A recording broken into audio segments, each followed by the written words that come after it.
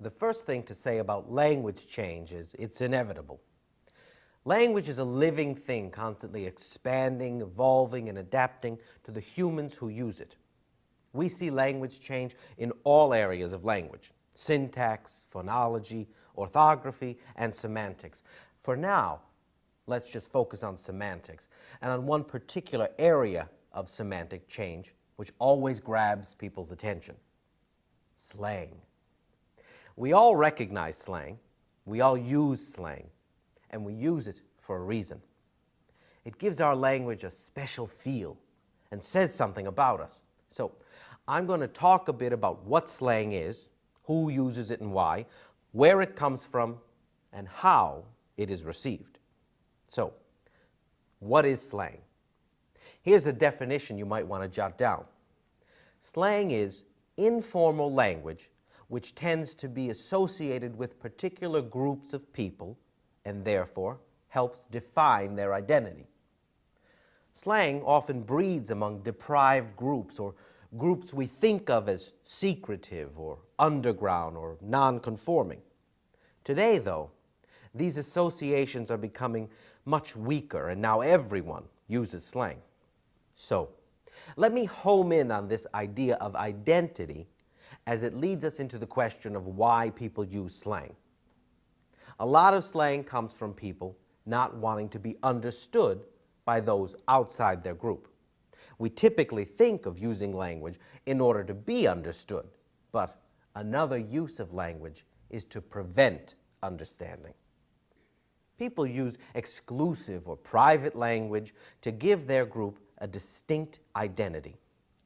With slang, people can tease one another, enjoy shared experiences, and keep everyone else at a distance. All cultures have groups or subcultures who want to be separate, and yet they want people to know who they are and what they stand for, and slang helps to construct that identity. We can say then that slang reflects the experiences, beliefs, and values of its speakers.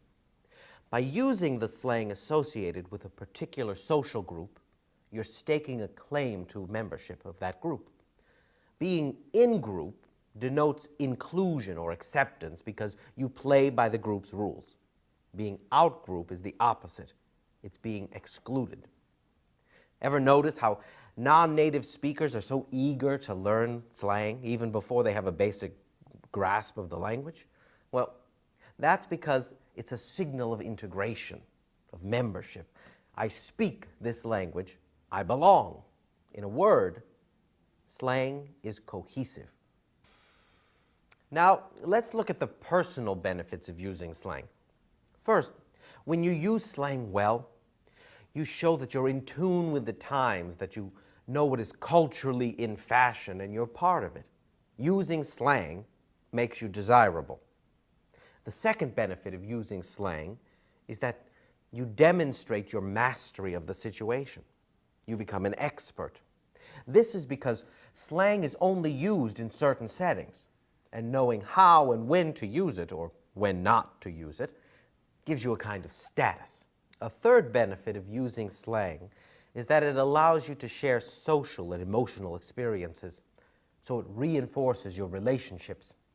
For example, if you say to your friend, "My new sound system is really safe," you're saying more than just, "It's very good."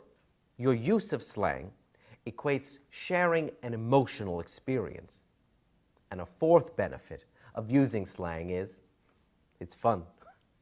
It's often humorous and very creative, like poetry.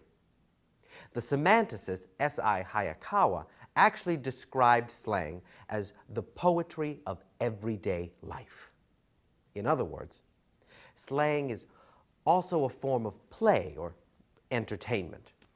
So, what are the major inspirations for slang? Well, there are a few that never seem to go out of fashion. I'm talking about love and romance. It's also used for emotional expressions of like and dislike, and you can probably think of dozens of them. These particular slang terms seem to have a pretty short life. They're being replaced by newer words and phrases all the time. And like I said, if you want to stay cool, you've got to keep up with the changes. But there's another category of slang term that's really taken off recently. And that's the slang of new technology. Things like personal computers, the internet, email, and mobile technology. These things have become one of the richest sources of slang, and there are tons of websites designed to celebrate or decode that slang. Here we see certain, often youthful communities using this to distance themselves from the technologically challenged older generations. So, we've seen what slang is, who uses it and why, and what inspires it. But what about the present-day attitudes towards it? Well, slang may be widespread and no longer taboo in the way it once was, but that doesn't mean everybody likes it. Some see it as decadent and insist on associating it with groups they see as undesirable or uneducated. They see themselves as guardians of the language and view any kind of change as change for the worse. In my opinion, this is absurd.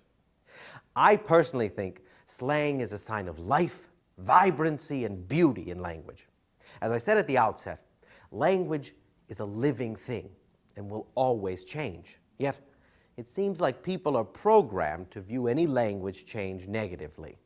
Okay, so I'd like to summarize now today's main points with a quotation from linguist Tony Thorne, who says, "Slang often performs an important social function, which is to include into or exclude from the intimate circle." So, yes, it may still have negative connotations, but slang is here to stay. It even has taken on an aura of respectability by becoming the subject of serious academic study. And why not? As I've tried to show, it's a fascinating social and linguistic phenomenon. It was an interesting lecture, but I have to say, I found a couple of parts confusing. Really? Like what? Well, he said that language change is inevitable, right? Yeah, it's like a living thing. I guess that means all living things develop, change, you know? Okay, and that we can't stop change from happening. Is that how everyone took it? So far we're with you.